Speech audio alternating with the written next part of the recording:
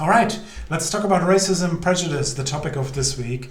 And I think when we talk about racism, when we talk about prejudice, you and I, all of us, we have kind of like an implicit understanding of what it means to act racist towards somebody or to be prejudiced towards a person or to a group of people. But let's start by kind of getting into the topic by thinking about what social psychologists think about it. So in essence, what most social psychologists would say is that prejudice is a form of attitude. So it's like a special form of attitude. And what is special about it is that the attitude object is a group, not an individual, not a physical object. No, it is a group. So the group could be basically based on the sex of the members of the group. So it could be either men or women, right? This would be here. It could be on a sexual orientation, whether you're gay or not gay or straight or any thing in between there. It could be based on your religion, and of course it could be based on your skin color.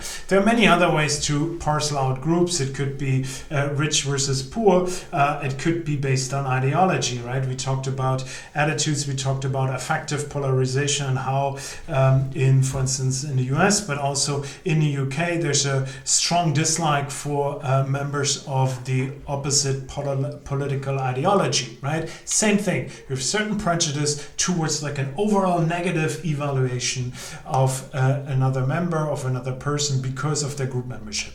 I said negative because most social psychologists would say that the content of prejudice are more or less why we're interested in as negative. So I see a person, I have an overall negative evaluation. I can kind of parcel out this negative evaluation in terms of my affective components. So for instance, let's say I see a female scientist and I'm prejudiced towards women, then I might think like, doesn't seem like I might have immediate affective response. Like, not sure what she's doing here. I will have a certain behavioral tendency towards her. So I might just feel like, okay, I could be either somewhat benevolent and say like, oh, she needs extra help, let me help her.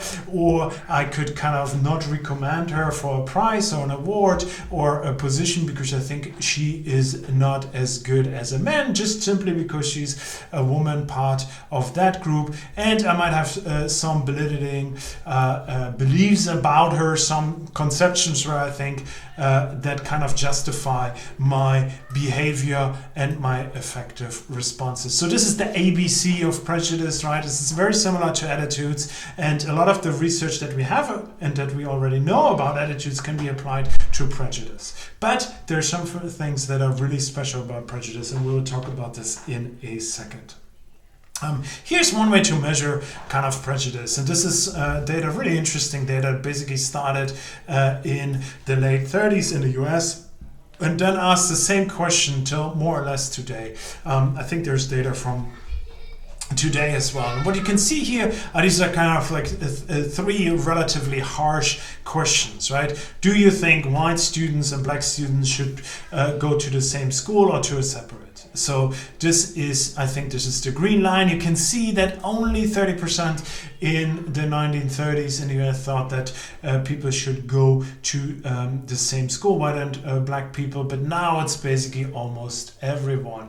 Interracial marriage, it's also only by few seen as a problem, and even less people think that there should be any laws. So you could kind of say like, oh wow, look at this. Attitudes towards black people or white people in the US are getting better and better. And you can find similar data on sexism, on like prejudice towards religious groups, you can, or on sexual orientation, right? It seems like things are getting better and maybe problems are disappearing all over the globe, at least strongly in Western societies. Yeah, the reason why you might want to believe is that is like you might recall the theory of blind behavior or similar kind of expectancy value theories of behavior that say, okay, one of the key components that drive our behavior, our attitudes. So if I want to know if a person acts prejudiced towards another person, then I measure their attitudes. If they have a positive attitude, they will form an intention to positively act towards that person. And then depending on which group you're in, you then also act positively positivity towards the in-group or the out-group member. So if these explicit attitudes get better and better, then shouldn't we say like, oh, things are all great now, all rosy? And I mean, it's important before I show you the next status, just like, yes, things are getting better. Right? Yes, things are getting better on many areas in our lives, right? We don't have, for instance, in the US, segregated schools. We don't have that strong of like gender inequality in terms of pay, in terms of jobs, in terms of opportunities. So we're working on a lot of things. But I think it's fair to say that it is far from perfect. And there's still the same strong interest in trying to better understand prejudice because certain problems within society just persist.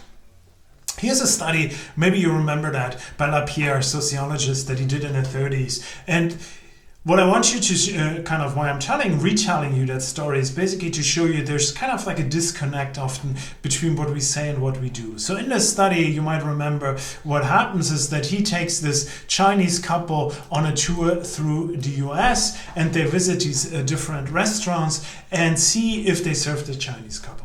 Okay, at that time in the 30s, there were very strong negative prejudice towards black people as well as Chinese people in the white population. Most restaurants were owned by white people, and now you went to see, okay, do they serve them? Interestingly, basically all restaurants served them. But then when he called them 2 months later, what happened is that most restaurants, when called and asked explicitly, hey, would you serve a Chinese couple? They said no. While they served them, their behavior, their explicit attitude, what they say was disconnected, right? And this will just kind of opens up a little bit like this problem or like this interesting phenomena that often our behavior is somewhat unconnected to our attitudes, okay? So what you can see here, if you ask people here, they would express a really negative attitude towards Chinese people, but then actually when it comes down to business, they would serve them. Nowadays, I think most social psychologists would say that we have the reverse problem of that. We have an increase in positivity in self-reported attitudes, but no strong changes in the way we act towards out-group members. So here, this is a study of racism towards African Americans in the US, and what John DeVideo and Samuel Gardner find in a seminal study is basically that in the time frame from 1989 to 1999, the self-reported attitudes towards black people in their study. So when asked how you think about black people, if you think that they're less intelligent, less capable, less willing to work, etc., that this markedly improved.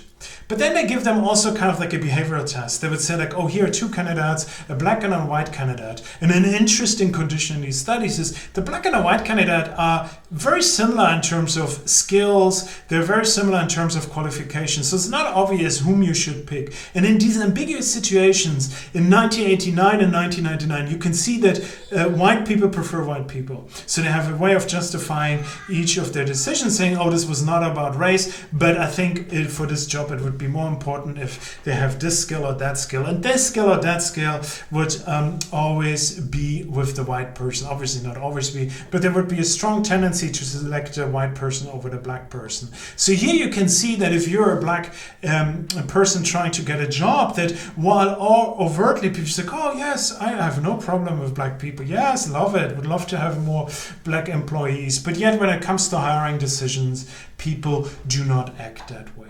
So one kind of weird way, or kind of one solution, not weird way, one solution is like, it seemed like something they would say, hey, I really would like to have some black employees. But then when the situation came to hire a black employee, they wouldn't. So what is happening there? And one solution that we will focus on in the next chapter a lot is this kind of unconscious bias. There's something in you and me, there's something in you and me that while we say we're kind of not prejudiced, we don't act like that. I think here's like a Black Lives Matters demonstration, but movements like that, you can also, like feminist movements against Islamophobic tendencies in the UK, against anti-Semitism in the UK, etc. You can see this in all areas of life, it's like gender, pay inequality and so forth, that there is a improved attitude, explicit attitude that people kind of express, but there's still this problem with the behavior. People do not behave better. So one way to kind of think about it, to kind of reconnect what I just said, is like, oh, there's an unconscious bias. There's something in us that drives our behaviors, and we might not even be aware of. That's just something that somehow I have that in me miraculously. It's in there, and it leads me to behave in a certain way. So if you kind of Google unconscious bias, you get a lot of hits. This is basically in my own. I went incognito mode in Chrome and looked at what are the most common responses here. You can immediately see that there's a lot of stuff on unconscious bias, right? There's this the unconscious bias test, examples, training, meaning, test UK, in the workplace, etc. So there are many, many different ways. They're also kind of like, this is the first definition you get. Like stereotypes, social stereotypes we have about groups of people, and they're outside our conscious awareness, and we all have them, right? We all have implicit biases. So there's this idea out there that basically maybe we have something implicit, something unconscious in us that guides our behavior against our best intentions. And we want to talk about this in the second part of this our session this week on prejudice, kind of looking at how unconscious bias shapes our shapes our behavior, what it is, and what are the misconceptions.